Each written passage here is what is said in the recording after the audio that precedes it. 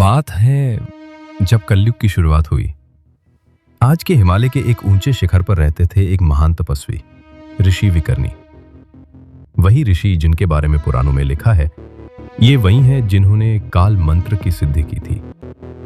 क्या था काल मंत्र? एक ऐसा मंत्र जो आत्मा को पवित्र करके उसे समय के परे ले जाता था। ना जन्म, ना पुनर्जन्म, ना मृत्यु, सिर्फ मुक्ति। इस मंत्र को लिखा गया था एक ग्रंथ में, और वो ग्रंथ रखा गया था आज की कश्मीर की एक लाइब्रेरी में। वही जिसे कहा जाता था हिंदुस्तान का स्वर्ग, एक वैदिक पुस्तकालय कुपवारा के घने जंगल के बीच। 16वीं सदी में 1578 ईस्वी पर्शियन ओरिजिन के आक्रमणकारी आए और कहकर कि यह ब्लैक तंत्र का घर है, उस लाइब्रेरी को जला दिया। और कहा गया कि उसी आग में काल मंत्र का ग्रंथ भी जल गया। लेकिन क्या यह सच था? 1890 में एक गुफा मिली ब्रिटिश आर्कियोलॉजिकल सर्वे के दौरान, हिमाचल कश्मीर बॉर्डर के पास। लोग कहते थे यह है मूक गुफा, एक ऐसी गुफा जहां एक युगों पुरानी बेल है जो बजती तो है पर उसकी आवाज बाहर नहीं आती। वहां थे ब्रिटिश साइंटिस्ट कविर शरण और इंडियन ओरिजिन आर्कियोलॉजिस्ट डॉक्टर अभिनव पार्थ।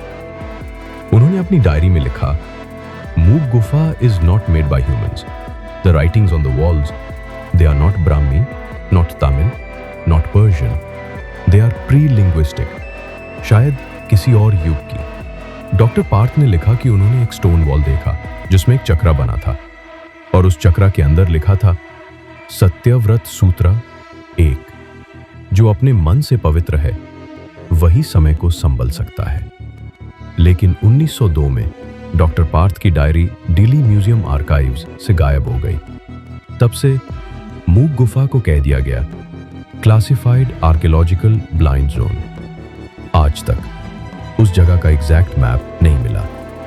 कुछ योगी मानते हैं डॉक्टर पार्थ जहां गए थे वो था एक इंटरडायमेंशनल पोर्टल, एक अंतरलौकिक द्वार जहां से मंत्र की ध्वनि आती थी पर शब्द नहीं।